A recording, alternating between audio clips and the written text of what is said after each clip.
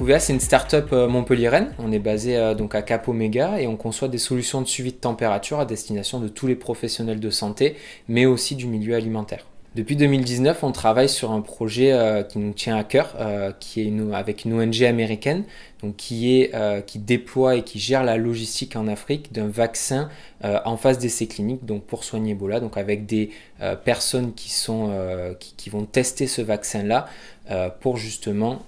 enrayer ce virus-là. Donc on va les accompagner sur des phases de stockage dans des vaccinodromes qui ont été créés pour l'occasion, donc sur vraiment des zones qui sont des zones de conflit armés, et sur des phases de transport, que ce soit en hélicoptère, en avion ou même avec des véhicules. C'est plus compliqué parce que quand on est sur des zones qui sont difficiles d'accès, de par le terrorisme, de par les conflits armés, de par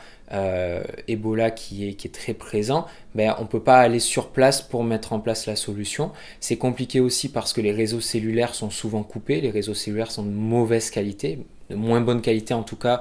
que dans des pays comme l'Europe, et on va avoir cette problématique de ne pas pouvoir se déplacer, donc il faut tout faire à distance. Et ça apporte une complexité supplémentaire. On est totalement indépendant de l'électricité, donc que ce soit l'électricité ou que ce soit la connexion Internet, on a notre propre connectivité et notre propre Internet, donc ce qui fait que s'il y a une coupure d'électricité, le système est capable de fonctionner au moins pour 2 semaines et les capteurs sont capables d'enregistrer pendant 1 an, donc on a de la marge. Aujourd'hui, on se concentre beaucoup sur le secteur, sur le marché français.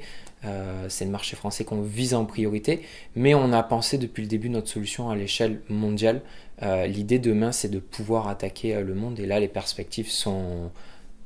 presque sans fin. Et c'est là où il faut pas se tromper, il faut y aller vraiment étape par étape, sinon on pourrait se perdre dans ce marché-là qui est immense, qui touche, on a parlé de la santé, on a parlé de l'alimentaire, mais il y a plein d'autres marchés qui peuvent être touchés et qu'on pourrait viser, mais voilà, on y va vraiment étape par étape. Et le chiffre d'affaires, oui, il a été multiplié par 10 l'année dernière, il va l'être aussi cette année avec un très gros transporteur froid qu'on équipe cette année en France et en Europe, et plein d'autres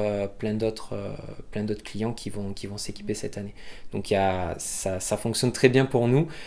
et on est en plus en passe de lever des fonds donc pour accélérer encore notre commercialisation en France.